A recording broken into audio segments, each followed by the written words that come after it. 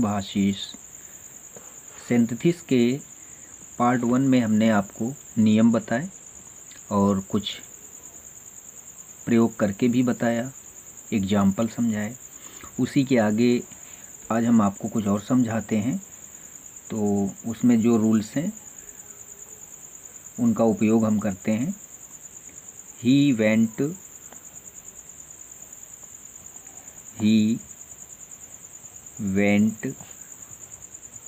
Up the hill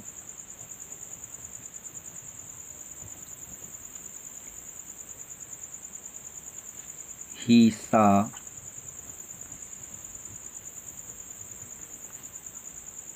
an old temple।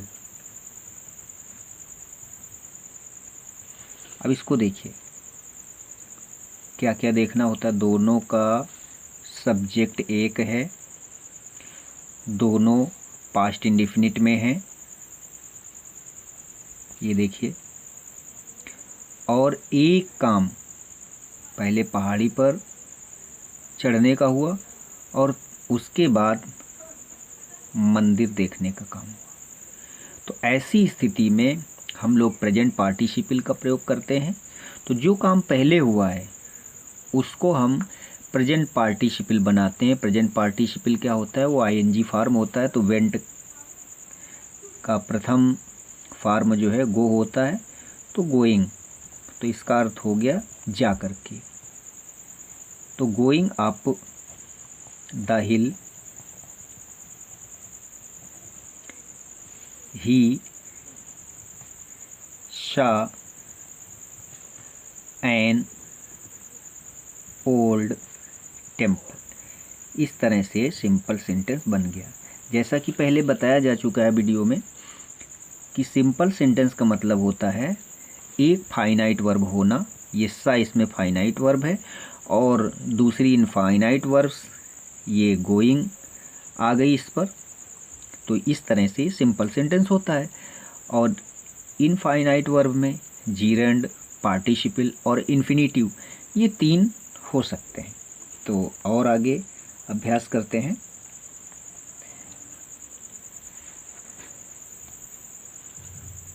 He went to Agra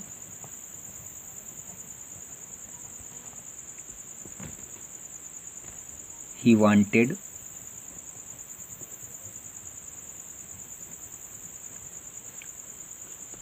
to see the Taj। यहाँ पर देखिए, दोनों का कर्ता एक ही है, दोनों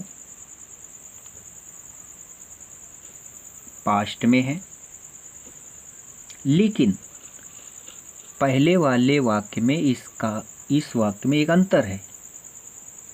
वो अंतर क्या है कि दूसरे वाक्य में एक परिणाम दे दिया गया। क्या परिणाम दिया गया? टू सी द ताज, ताजमहल देखने के लिए। तो इस तरह से इसको हम लोग इन्फिनेटिव से बनाएंगे। तो इस तरह से ही went to Agra to see the Taj. ये कंप्लीट हो गया। ये टू सी जो है हमारा इन्फिनेटिव बन गया। क्या बन गया? इन्फिनेटिव बन गया। ये इन्फिनेटिव के रूल से बन गया। ये क्या था? ये हमारा था प्रेजेंट पार्टिसिपल। इसके पहले जो था वो हमारा प्रेजेंट पार्टिसिपल था। इसी तरह से और अगले सेंटेंस पर हम लोग चर्चा करें। को देखते हैं। एक सेंटेंस के रूप में।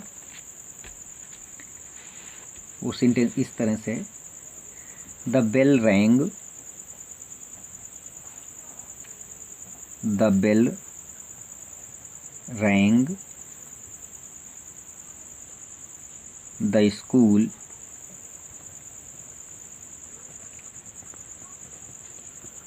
क्लोज्ड। अब इस सेंटेंस की विशेषता देखते हैं क्या क्या हुआ है। इसमें देखिए दोनों के हेड वर्ड अलग अलग हैं। ऐसी स्थिति में हम लोग नॉमिनेटिव एब्सोल्यूट का प्रयोग करते हैं। अगर दोनों पास्ट के हैं, जैसा कि यहाँ रैंग और क्लोज्ड से पता चल रहा है, तो हम लोग इसको नॉमिनेटिव एब्सोल्यूट से बनाते हैं। नॉमिनेटिव एब्सोल्यूट का मतलब होता है ऐसा कर्ता जो क्रिया के प्रयोग से शुरू होता है और क्रिया के बंधन से स्वतंत्र होता है। क्या मतलब? जैसे एक वचन की क्रिया तो एक वचन का कर्ता, बहुवचन की क्रिया तो बहुवचन का कर्ता। इस नियम से वो फ्री होता है। तो इस तरह से हम लोग उसमें, जैसे हमारा बी रूप हो गया, तो जब बी रूप में is, am, are, was, were इस तरह से आता है तो बी का बीइंग कर दिया जाता है। इसी तरह हैव का हैविंग कर दिया जाता है, इस तरह से। तो हम इसको कंप्लीट करते हैं। द बेल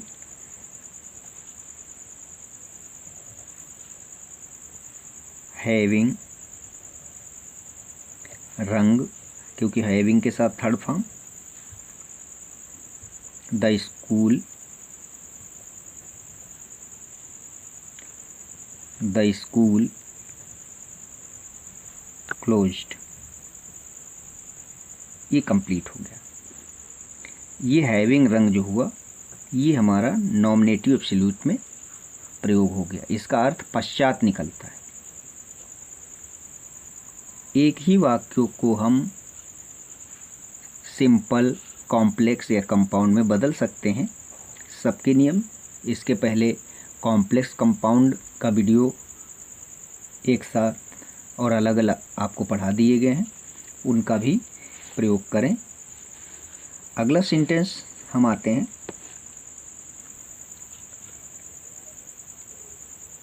वो सेंटेंस इस तरह से है, माई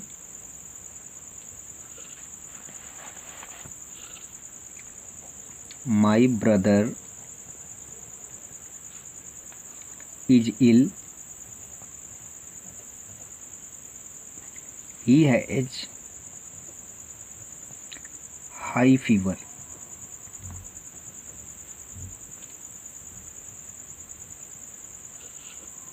अब इसमें क्या देखना है, दोनों सेंटेंस पर विचार करें। My brother is ill, he has high fever. अब इसमें प्रीपोजिशन का नियम लगाते हैं। बनाने के लिए तो दूसरे नियम से भी हम बना सकते हैं। इज का बीइंग कर दें, माई ब्रदर बीइंग इल, लेकिन हम लोग इसको नाउन या जीरेंड के पूर्व प्रीपोजिशन बनाएंगे। जीरेंड क्या होता है? वो नाउन का काम करता है और बहुधा आईएनजी फार्म या मूल फार्म होती है। तो इसको हम प्रीपोजिशन के नियम से कुछ इस तरह से बना सकते हैं। माई ब्रदर, क्योंकि पहले वीडियो में हमने बताया कि उचित conjunction, is ill since high fever.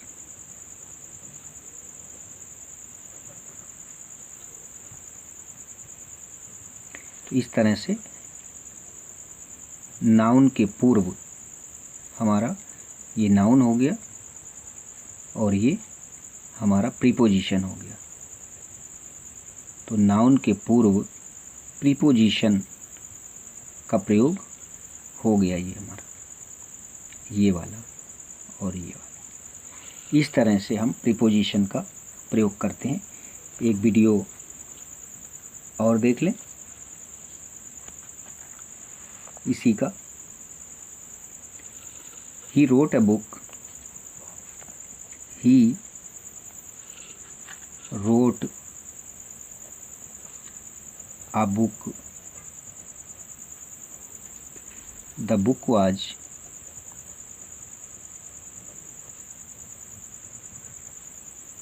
on translation, on translation।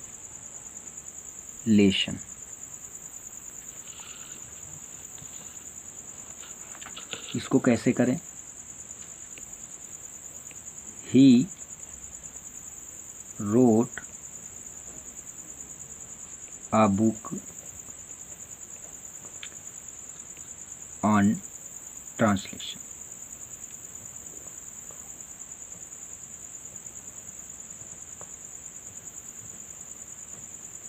ये इस तरह से ये पूरा ऑन ट्रांसलेशन हमारा नाउन के पूर्व प्रीपोजिशन से बन गया।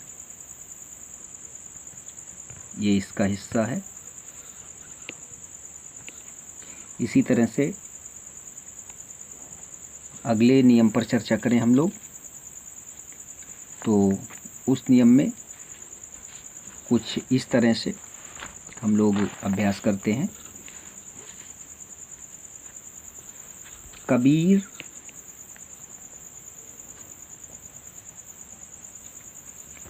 was a great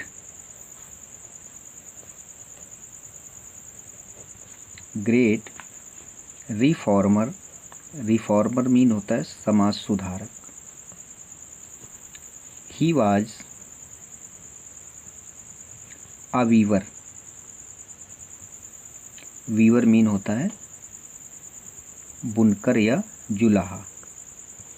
Weaver. इसमें देखते हैं, ये हो गया कबीर। ए ग्रेट रिफॉर्मर ये एक विशेषता हो गई। अ वीवर ये एक दूसरी विशेषता।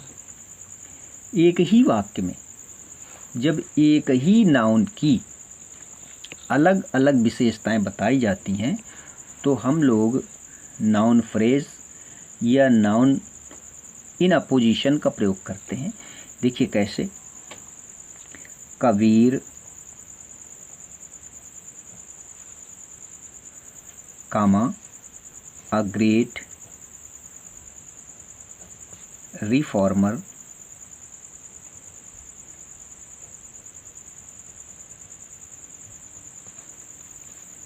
was a weaver। ये इस तरह से ये कबीर हो गया आपका, और आ ग्रेट कबीर नाउन हो गया, और उसी के तुरंत बाद आ ग्रेट रिफॉर्मर कबीर के लिए ही कहा गया है, इसलिए ये नाउन फ्रेज हो गया। तो इस नियम से भी इसमें एक ही फाइनाइट वर्ब हमको दिख रही है। इस तरह से ये भी कंप्लीट हो गया। और देखते हैं,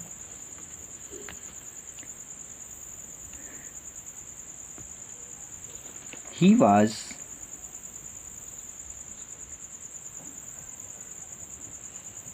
was at fault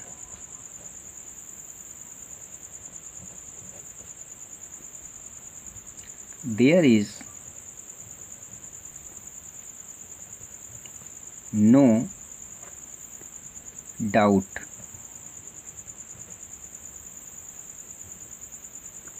in it। देखिए, he was at fault there is no doubt. दोनों के कर्ता अलग अलग हैं। ये नो डाउट जो है इसको हम लोग एडवर्ब बना सकते हैं। वो कैसे? ही वॉज नो डाउट का एडवर्ब मोस्टली ly लगाने से बनता है, तो नो का हो जाएगा अन। ही वॉज अनडाउटेडली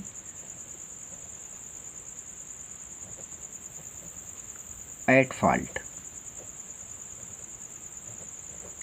ये इस तरह से एडवर्ब या एडवर्बियल फेस के यूज से सेंटेंस साधारण बन गया। और देखते हैं,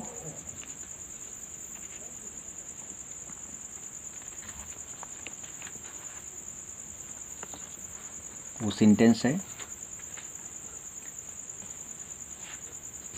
आई met a woman, I met a women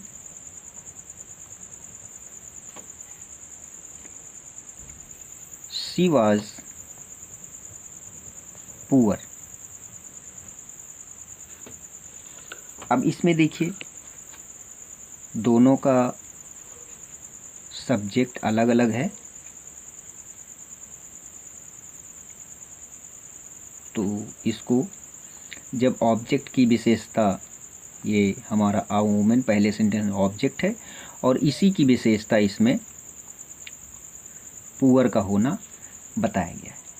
यानी कि पहले वाक्य के ऑब्जेक्ट की विशेषता जब दूसरे वाक्य में बताई जाए तो उसको हम एडजेक्टिव के नियम से सिंपल बनाते हैं। देखिए, I met a poor women, यहाँ पर हम एडजेक्टिव की पोजीशन पर ध्यान देते हैं। एडजेक्टिव ठीक उसके पहले आता है जिसकी वो विशेषता बताता है। तो वुमेन की विशेषता है पुअर, इसलिए उसके पहले आ गया। इसी तरह से और देखते हैं, I bought a cow, I bought a cow it was black.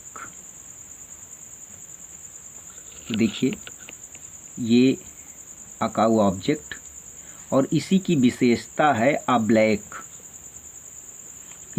इस तरह से इसको हम एडजेक्टिव के नियम से सिंपल बनाते हैं। आई बॉट अ ब्लैक काऊ। इस तरह से बहुत ही इजी है, इस पर ध्यान दें। एक सेंटेंस और देख लेते हैं।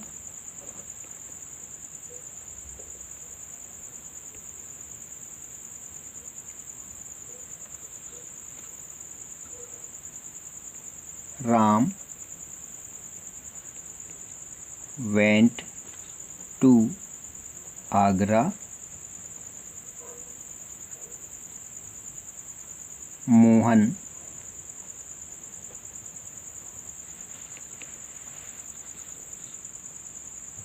went